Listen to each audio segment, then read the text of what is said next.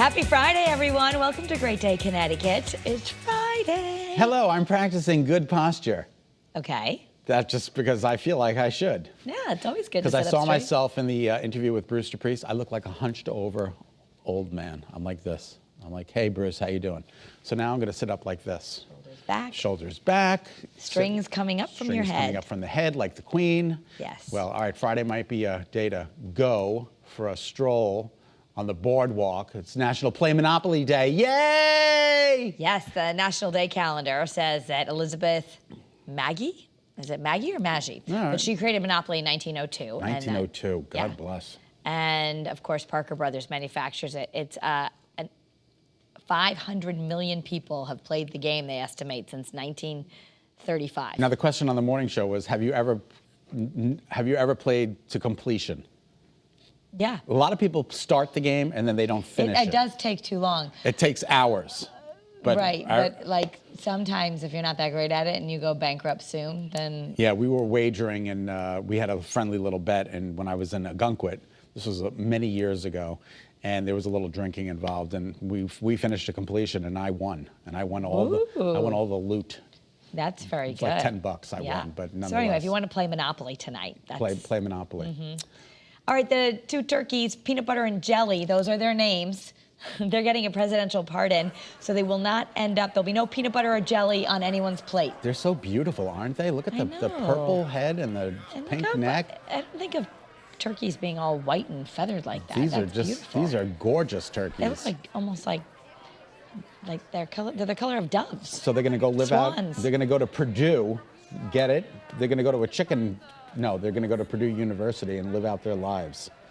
That's where they're going to go. So they can check in and they never have to be worried about ending up on somebody's plate. So do you fub people? Do you engage in fubbing? Do you know what fubbing is? I will literally pretend that I'm on the phone so that I don't have to talk to people.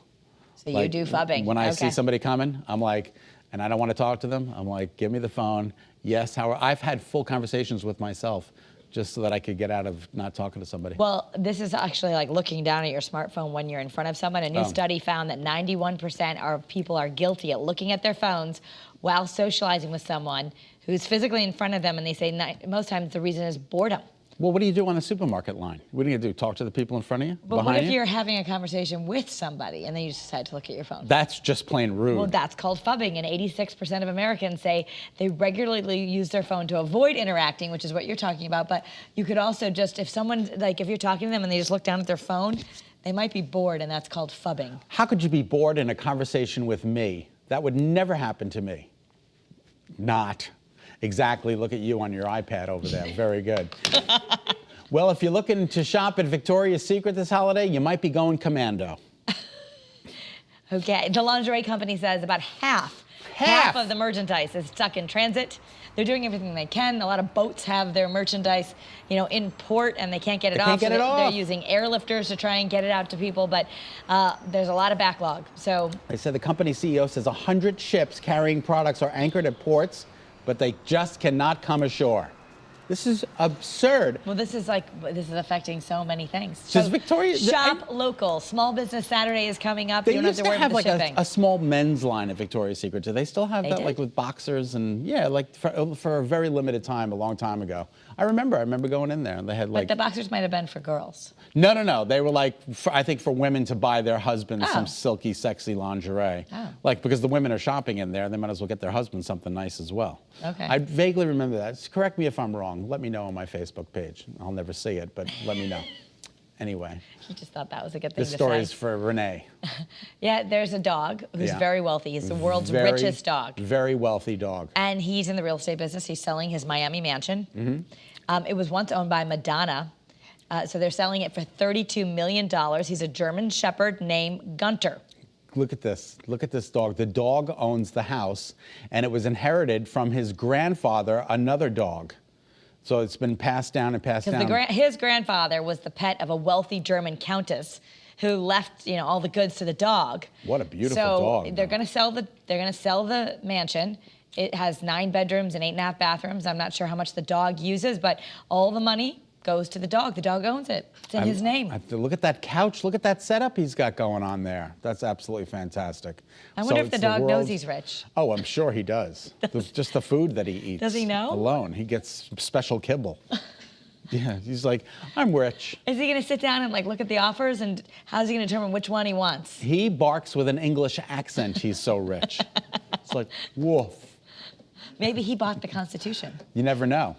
So what is this? The oldest surviving copy of the United States Constitution? Yeah, it has a new owner. We don't know who it is. Okay. But we know it sold for a lot of money, partly because, well, it sold for $41 million. Could you imagine putting down your coffee cup on that and like putting a coffee ring stain on it by accident? Wouldn't that be awesome? I'm hoping that whoever bought it knows that it's going someplace special. $41 million. There were 500 of these made back when the Constitution was signed, and now there are very few that exist. Yep. And this is one of them that you're looking at. So there was a pretty group incredible. of cryptocurrency investors that they pooled $40 million to buy it. They thought they were going to get it. They thought they were going to get it, and they And didn't. someone got it for 41. 41. And we don't know who that is yet. Imagine getting a 40 million. All right, I'm out. I don't think the dog can afford it because he's only going to have 32 million when he. But he's probably got sells it. he's probably got money in the bank. Yeah, maybe it's the dog. Maybe the dog. Maybe the dog. Don't let owns the it. dog eat the He's Constitution. doing that. I'm sorry, the dog ate my paper. Really? All right, very good. Anyway, the NASA astronaut Jessica Watkins, this is fascinating and long overdue. She's going to be the first black woman in the International Space Station. How awesome is this? Yeah, she's expected to launch into space in April on the SpaceX Crew 4 mission. She'll spend 6 months in the ISS microgravity laboratory conducting scientific research. Watkins has now been preparing for her first space mission since being selected as an astronaut back in 2017. Is the bathroom fixed on the space station? They think it came back down and they were going to fix the tube. They're going to fix the tube. So hopefully by the time she goes back up, they have that Jessica, fixed. hopefully everything will be, just be a royal flush for you when you get up there. Everything's looking good for you. This is going to be great. Yes, it's going to change the world. Well, for you we and like me, to do 'cause commercial we do karaoke, and we just kind of look up for the lyrics on YouTube, but Spotify. We're going to have to get this app. Spotify is going to make it easier to do karaoke. I think I have the Spotify app. Yeah, we have to get it on this iPad here so that we can do it, because it's going to have the lyrics. Basically, you can just do karaoke with the Spotify app. I want to know what you're thinking. This is great for Thanksgiving, because just put your iPad on a little tripod and put up the Spotify thing, and you and your family can do karaoke together. That's true. I wonder if they're going to have just the instrumental versions that you can karaoke too. Well, it says it partnered with this data company, Music Match, and they added the lyrics because it's one of the most requested features. So it's meant to do the karaoke. I like a little word and song behind it so that I can match. Me too. Right. Yeah. Yeah. I mean, I like the harmonies and the I need someone well, singing that's the full for me to production sing process. with it. Yeah. You want to sound like you want to sound really good. You want to sound really, really good. That there's also the karaoke at the Butterfly Restaurant in West Hartford. All right. You Oh do yeah, that that's one right. time. Everybody goes to Butterfly. Yeah, and sing. To You should do sing karaoke there. All right, I'll give it a whirl. I'll try anything once. All right, so ladies and gentlemen, before we go anywhere, we have like one of the hottest men on the world coming on the show today. His name is Aaron O'Connell. Aaron O'Connell. He is a Ford model, and now he's going to be in this Christmas movie, and I can't wait to talk to him. You're very excited about that. Very excited. There's a girl too that's in the interview as well, Molly McCook. She's very pretty too. She plays his love interest in the movie. Oh, that's a bummer. And the movie's all about food. It's the Food Network's first scripted movie. So we're gonna. It's got a lot of food in it. So Ree Drummond, she's a big name, right? Yeah. Yeah. So she's in the movie. She makes special appearances with all her baked goods.